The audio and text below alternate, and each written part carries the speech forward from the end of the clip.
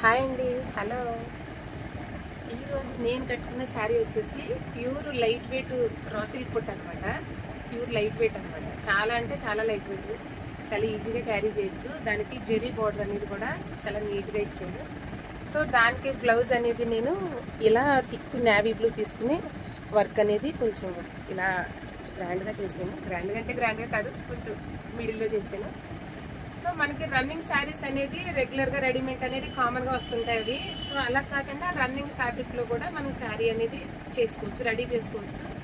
నీట్గా ఉంటుంది. సో పళ్ళు హ్యాంగింగ్స్ ఇస్తే మనకు కొంచెం నీట్గా ఉంటుంది అనమాట. ప్లెయిన్ శారీస్ కూడా ఇలా రన్నింగ్ ఫ్యాబ్రిక్లో ప్లెయిన్ శారీ అనేది డిజైన్ చేసుకోవచ్చు.